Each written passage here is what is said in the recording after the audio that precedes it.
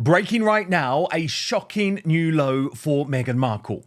Not content with exploiting her own children for Instagram clout and big bucks, against her husband's express wishes, of course, the fake Duchess is now cashing in on, wait for it, Prince William and Catherine's children, Prince George and Princess Charlotte, in a shocking new escalation of her feud with the British royal family.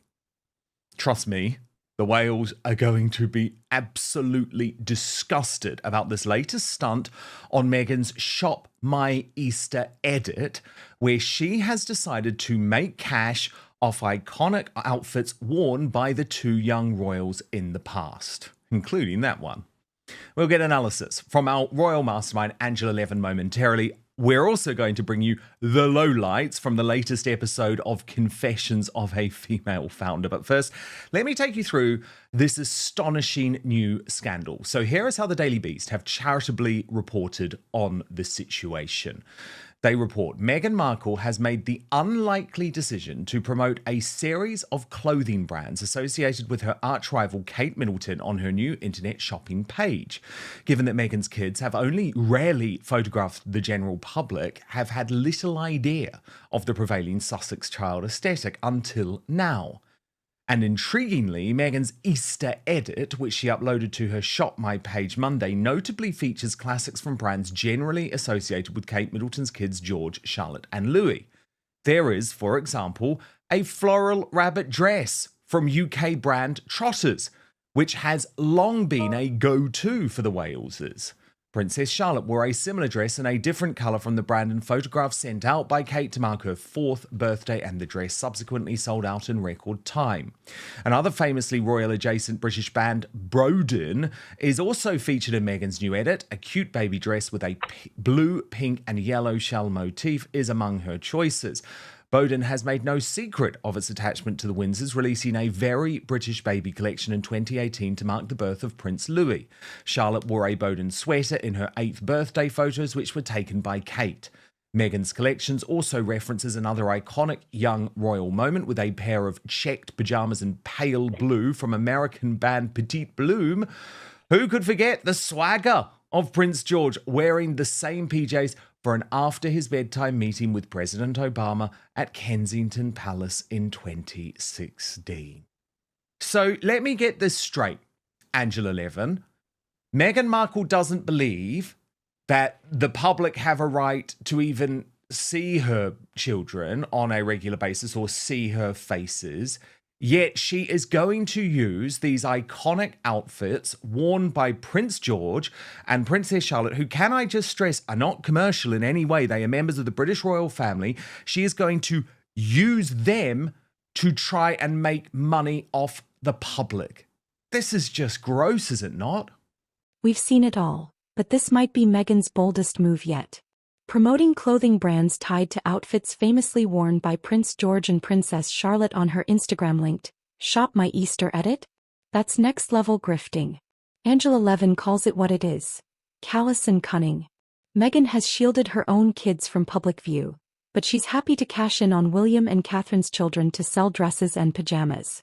This is why the outrage is real. William and Kate have never used their children for financial gain. No brand partnerships. No monetized posts. Just carefully released photos to mark birthdays. And yet Meghan piggybacks on the affection for these royal kids, without their parents' consent, just to boost her affiliate clicks. It's subtle, it's strategic, and it's shameless. It's horrendous to think about it, actually. I mean, I thought to myself, it's a bit like being a staller, isn't it? You sort of follow somebody around, you don't let them go. You want them to be aware of you the whole time. And I think it's despicable, actually. And there's no reason for her to use British companies. There's many in America, and she could do that. This is one of her cunning behavior.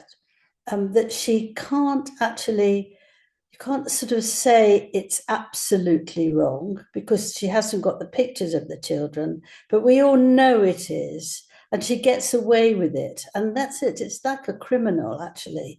You don't actually make it absolutely, this is what little Charlotte wore when she was 4. But everybody knows those little clothes. Everybody thought she looked absolutely gorgeous in it, and it suited her beautifully. So you remember things like that. And she's such a delicious young girl. And when she was 4, you just wanted to hug her. And you thought, well, that is just the right dress for her. But you mustn't interfere with Catherine and William's life. And that's what they're doing. That's what she's doing in the most cunning and cunning, disgusting way. Unforgivable, I think. It's completely unforgivable. And the point is, Angela, that William and Catherine are so careful not to commercialise the royal brand. Yeah, but then you see, there's the press. Everyone goes, my goodness, that's little Charlotte's. And my goodness, that's Prince George's pajamas. And so they show it. But you can't expect anything else. There it is. So they're getting the publicity that their parents don't want, haven't asked for, and kept them away from. Yes, totally. Because to clarify, Angela, that is true, absolutely. But Catherine and William don't make any money from that. They're not partnering with Kensington Palace or anything like that to alert people to which brands their children are wearing. No, and I think some of that sort of rubs off them. People think, oh, look, that's perhaps they're selling it. Perhaps they're selling it with Meghan. There's so many options there, and they're all awful. And when I talk about the press, I mean, I'm not saying they're doing it badly. It's obvious that that's what you would do. If you saw it, you would want to put it in the papers, and that's how it goes. And it's callous. You see her cunningness and her callousness, and it's just shocking. That's what I think. I totally agree. I think it is shocking. And I think those two words, those two C words, callous and cunning, are good. Some other people, Angela, might use a different C word to describe it, but obviously we would not do that. Now, there is also more breaking news, Angela, today with the release of the second episode of Confessions of a Female Founder. This is with Reshma Saujani, a woke businesswoman, friends with Hillary Clinton, very much one of Meghan's types. She runs some type of organization to get young girls coding for the internet. And she had a meeting with Meghan Markle back at Kensington Palace in 2018. But of course, as ever, Angela, Meghan doesn't really give a damn about Reshma. It's all about me, Meghan. So as ever, what we've done, and by the way, I need to stop saying as ever. How terrible that phrase is now associated with the dastardly fake Duchess. But as ever, what we've done, Angela, is listen so that you don't have to give her the clicks. The podcast is flopping, but we've listened and we will bring you the lowlights. Meanwhile, Meghan's latest podcast episode drops, and it's more of the same. Cringe phrases, woke mumbo-jumbo, and constant self-victimization. From pushing through in her luxury mansion to the trials of sticker placement in gift boxes, it's hard to take seriously. Angela and Dan joke that the Royal title should be Confessions of a Female Fangirl, because all the guests do is praise Meghan, not challenge or discuss real struggles. Oh, poor Meghan. Poor Meghan, been run into the ground with all of her staff and her 16 bathrooms. Angela, what a poor woman. I mean, who gives a damn about the person who has to go and stock shelves at Tesco or Walmart for 16 hours a day in order to make ends meet? Stop trying to make us feel sorry for your very privileged life. But also, I mean, so many women actually manage to work and deal with their children. It's obviously okay that they get help, and it's obvious that they sometimes are stretched. But that way they have two very nice lives, and it's not something to grumble about and say, how hard is this? You feel so sorry for me because I work so hard. Because she's got nannies, she's got staff, she's got people who are there, she's got everything that she could want, but she likes to be, there is sort of pity for her. Poor Meghan, she's got so much. She can not do anything she doesn't want to. She doesn't have to go out. I mean, most of us have to go out because to keep the home going, but actually she's got millions And she doesn't have to do any of that. So as she does do that, she should shut up about it. It's not, it's not a crime to work and have children, but it is a crime to moan about it. It's just Well, especially when awful. you have the sort of assistance that most ordinary folk, Angela, could only ever dream of. Now, the issue is this yes. Reshma Sojani, and she may have done good work, right? I mean, she may have done good work. She's clearly a feminist advocate. And I don't know much about her, to be honest. But what I do know, Angela, is that she is a big-time Meghan Markle fangirl. So, Angela, this now seems to be a prerequisite for being a guest on Confessions of a Female Fanatic. You have to think Meghan Markle is the best woman in the world. I find it really interesting. Do none of these very highly professional, successful guests have any concerns about all of the bullying allegations leveled at Meghan Markle by multiple staff on both sides of the Atlantic, for example? Instead, they just seem to want to talk about how absolutely amazing she is. Yes, they do. It's just sort of... it leaves a nasty taste in your mouth, because also they're not even talking about what this series is supposed to be about, which is working woman. You don't have to tell each other that they're wonderful. You're there to listen, to see if you can take advantage of somebody who's doing very well, and it'll be very interesting. You're not interested that they're, worrying about looking after children and going out to work. And oh dear, you remember the one that last week that Meghan said that she had a terribly difficult day dealing with boxes, whether she should put this paper inside and that paper outside, and how she should tie it up and what side it should be. On and on and on. Who cares about a box? For goodness sake, make yourself a bit more interesting. Well, don't talk about yourself. Talk about someone else who is more interesting. But she just wants to present herself very highly, and she doesn't deserve it. No, true. Now, Angela, a whole load of this podcast is to try and convince us that she is a dedicated mother. At the same time, though, Angela, she admits, I think, the truth of the situation, which is that she finds parenting overwhelming. Meghan also opens up about her miscarriage. And while it's undoubtedly emotional, Angela Levin questions the timing and tone. Is it a heartfelt moment or a calculated move to reframe her image as vulnerable and relatable? The panel agrees. It's less about shared female experience and more about me, Meghan, yet again. Let's talk about the disconnect. Meghan claims she's overwhelmed by parenting, even though she has nannies, staff, and her husband at home full-time. So, Angela, that was actually the moment where she opened up about her own miscarriage. The mainstream media are saying this is alleged miscarriage, indeed. And the the mainstream media obviously all saying, she's so brave. She's so brave. How do you feel about it? I can't bear any of it, actually. It's so phony. And she wants everyone to know what her troubles are. And it's very difficult to hear from other people. It's me, isn't it? And as you see how she behaves to her in-laws and to her father and anyone who she suddenly thinks she doesn't like, she's by no means pleasant at all.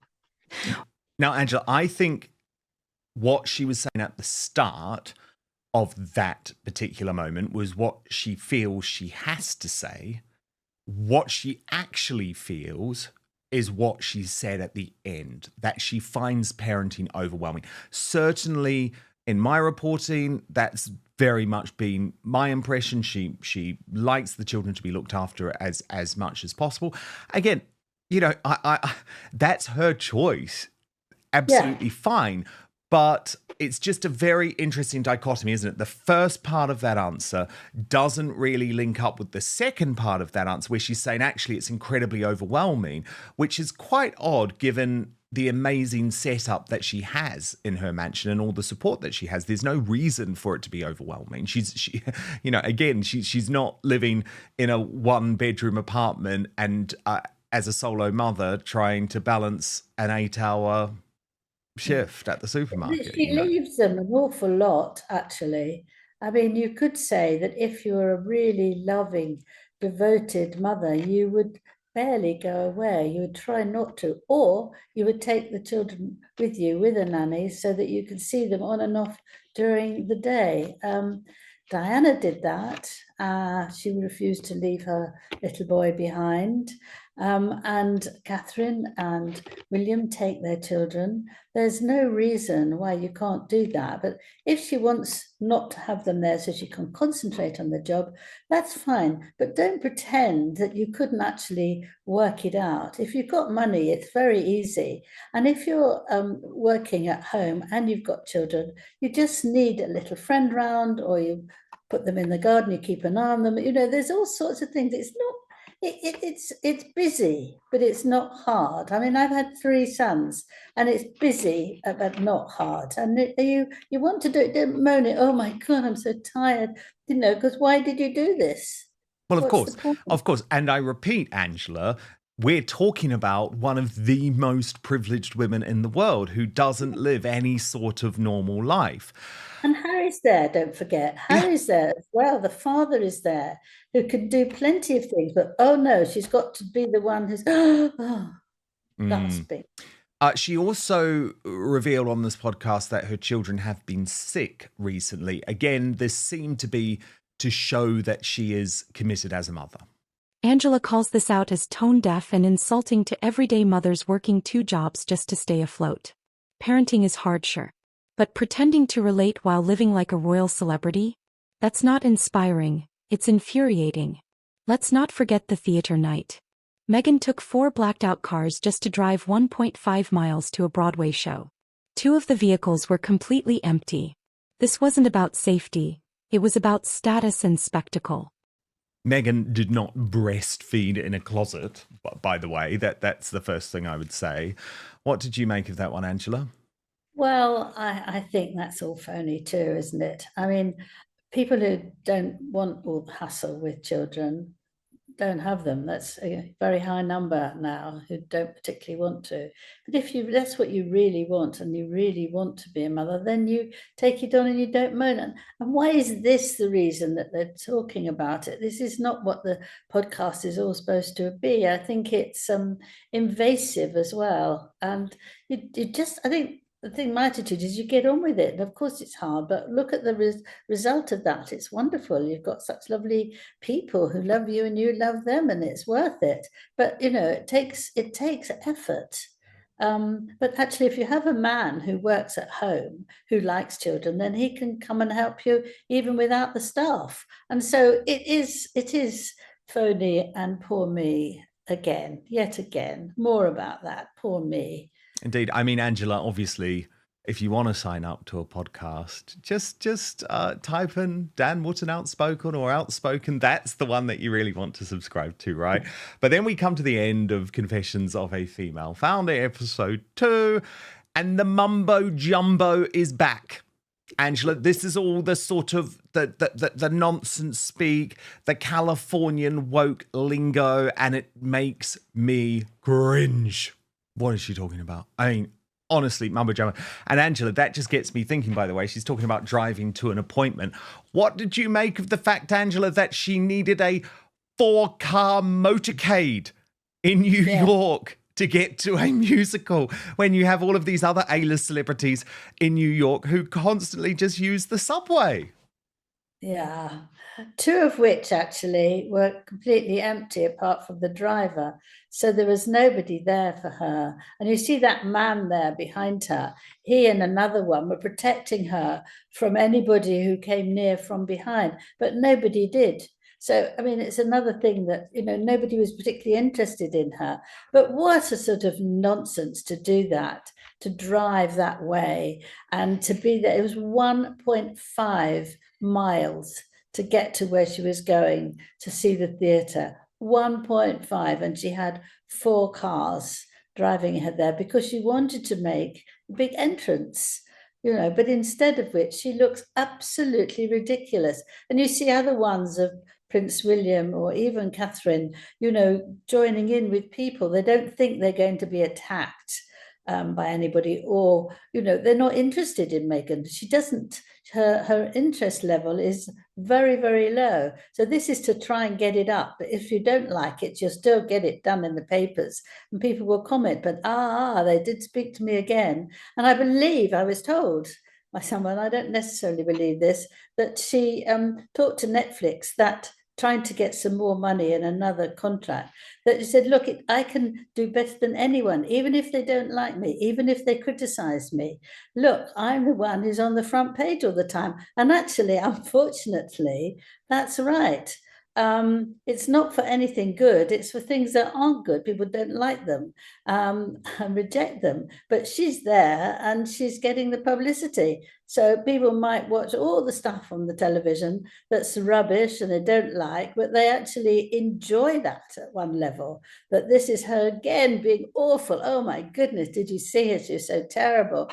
And you have to say, well, actually, that's getting her money and she's trying. And I think all these silly activities that she's doing now is to make people talk about it and get on the papers and on television and everywhere you can, so that you can say, but they want me, I'm there, I've got them. It doesn't matter what they feel, because she doesn't care what people feel about her. She doesn't care what the royal family feel about her, what her own family does, what friends who she's dropped. She couldn't care less. She's got this drive to make sure that she wins and is there for people to watch. Angela says it best. No one was paying attention to her. But she needed the photo op, the press coverage, and the illusion of importance. Perhaps most revealing is this. Meghan allegedly told Netflix that despite the hate, she still gets clicks. She said, "They don't like me, but I'm always on the front page." That's the strategy. Not likability. Not authenticity. Just perpetual controversy for profit. And as long as we talk about her, she wins. And then there's Princess Catherine. In the same news cycle, she releases a serene, heartfelt video about nature, youth, and quiet strength. No selling. No victimhood. Just grace under pressure. In complete total contrast, Angela, beautiful video released by Catherine, the Princess of Wales today. It's made the front pages of the Daily Telegraph and the Daily Mirror in the UK. And this is all about her connection to nature. Let's have a little watch, Angela. Isn't that just lovely, Angela? It is just lovely, and it's actually very touching, and it's very simple. And she's telling us how she copes with not worrying about what might happen to her all the time, getting away when she can and looking at the wonderful world around us. People feel that about rainbows and thunderstorms and anything, greenery and trees. And I think that she is drinking that actually to help her get through some of the worry and concern that must now and then attack her. And I think it's a wonderful idea. And to turn teenagers this, I think they're 10 to 15, something in that age. And there she was sitting on the ground looking at the where this was and that was, and actually having a lovely time. And I do think that weather is a wonderful thing, actually. Or you look at a mountain or a hill and you see a wonderful view. And that's why, really, I think from the start that she and William wanted to live in the country, because it feeds you in a different way. Us who are in London, have it more difficultly, but I think you can still find that in a park or something like that. And I think loving nature is actually a very important and a very satisfying thing to do. And that's what she does. No grumbles, no, oh, I couldn't fit it in, I'm so busy. But just the fact that she went up to see these children, because she is a patron for Scouts, and she wanted to be there and talk about that. And it's something that she loves. And I think they all look fascinated in the picture about her. And I think it's lovely. So you warm to somebody like that, don't you? She's a wonderful woman. You can't help but really think she's absolutely wonderful, and not moaning and not grumbling and saying, oh, I'm ill and I still got to look after my children. Did we ever hear that? No, we didn't. We heard that it was very important for them in their lives, but not once for a grumble or oh, it's so hard. It's just how you're born and what you're like. And Meghan fails that totally, doesn't it? Angela says it beautifully. You warm to someone like Kate. You recoil from someone like Meghan. And it shows. Every single day. Selling royal nostalgia. Commercializing someone else's kids. Using your past for podcast pity. This isn't royal influence. It's exploitation in designer clothes. And the worst part? It's working. But for how much longer? What do you think? Is Meghan Markle exploiting Prince George and Princess Charlotte for personal gain? Has the podcast and PR strategy gone too far? Drop your thoughts below, hit like if you're done with the grift, and subscribe for royal reaction with no fluff and no filter.